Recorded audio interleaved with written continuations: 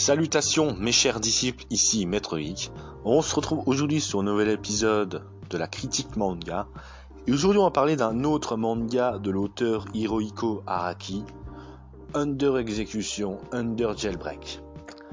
Alors comme vous le savez, j'aime beaucoup Hirohiko Araki. La dernière fois j'ai parlé du manga Bao, qui était sorti avant Jojo.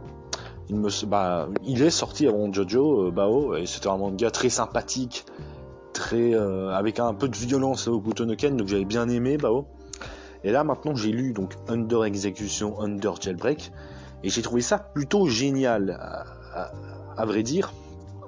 En fait ça regroupe, il me semble, 4-5 histoires, il me semble 4, qui sont tous aussi bien. La première, c'est un mec qui arrive en prison, puis il y a plein de pièges dans sa celle de prison, il finit blessé, tout ça, il y a sa main qui se fait couper par un hachoir, tout ça. Il peut sortir de la prison à la fin, mais il peut pas, donc du coup il attend pendant 50 ans, et il devient vieux. C'est une histoire, déjà la première histoire, je la trouve plutôt géniale, pour ce côté-là, à la fin, tous les pièges, un côté un peu perché, que j'ai bien aimé. La deuxième histoire, c'est un mec qui se retrouve seul dans son bateau avec son chat puis une meuf qu'il a tué, et donc là pareil il va avoir un petit face à face avec le chat, il va essayer de le bouffer, tout ça. Pareil, il va avoir pas mal de retournements de situation dans cette histoire, c'est très intéressant. La fin est d'ailleurs plutôt perchée, il faut le dire. Donc pareil, une histoire plutôt cool, plutôt perchée, bien raconté, à la Araki quoi, des trucs perchés, banals, il arrive à les rendre géniales, et c'est pour ça que j'adore cet auteur. Alors par contre, petite parenthèse, je sais pas si les deux premières histoires sont dans le même univers que Jojo, je pense, parce qu'après on a une histoire de Rohan Kishibe qui va donc à Venise et qui tombe sur un mec qui vient expier ses péchés. En fait, l'histoire, c'est qu'il n'avait pas donné à manger à un mec qui crevait la dalle, et il est mort de faim. Et le mec qui est mort de faim, son esprit se venge sur le mec-là.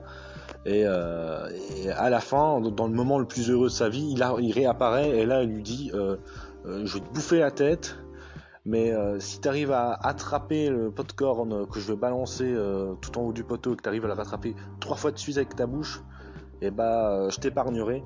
Et donc là pareil, on voit plutôt pas mal de retournements de situation, tout ça. J'ai vraiment bien aimé cette histoire aussi.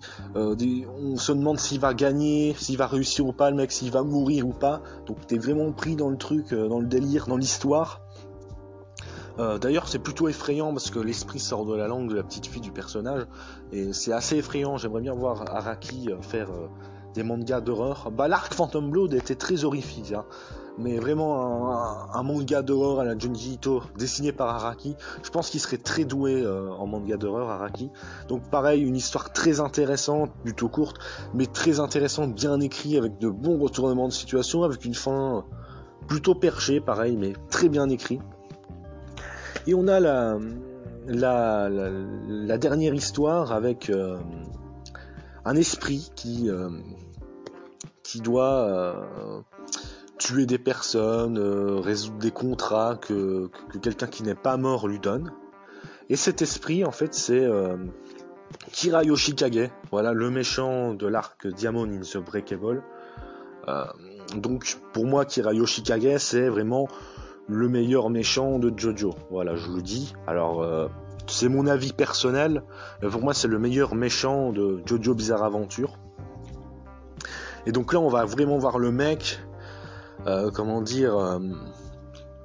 résoudre des contrats.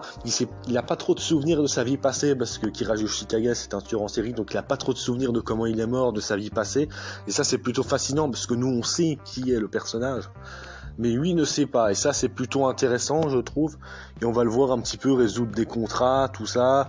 Il y a des côtés intéressants. S'il veut rentrer dans une maison, il doit avoir l'autorisation de la personne, donc ça c'est plutôt intéressant. Quand il percute quelqu'un, il perd des membres aussi, c'est plutôt intéressant aussi. Et à un moment donné il arrive à Morio, et pour résoudre une affaire, une maison fantôme. Pareil, ça c'est une idée que je trouve géniale.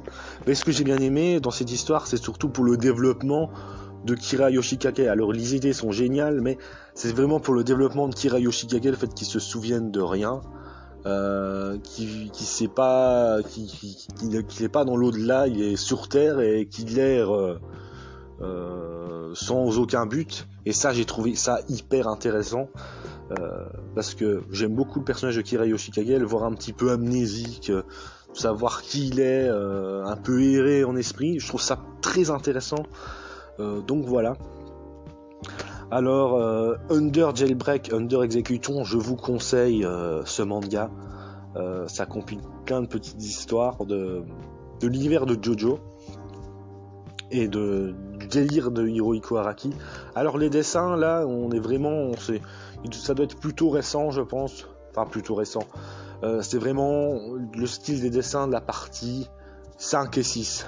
Pour moi, peut-être même 4. Voilà, c'est vraiment le Hirohiko Araki à son prime. Donc voilà. Donc en tout cas, je vous conseille ce manga là, Under Jailbreak, Under Execution. Lisez-le, c'est vraiment du JoJo, du pur JoJo. Enfin, du JoJo, le délire JoJo, les combats stratégiques, les délires, les bonnes idées d'univers, tout ça, les retournements de situation un peu de ouf comme ça. Bah là, vous avez tout ça dans ce manga-là, et moi, je vous le conseille. Voilà, lisez Under Execution, Under Jailbreak.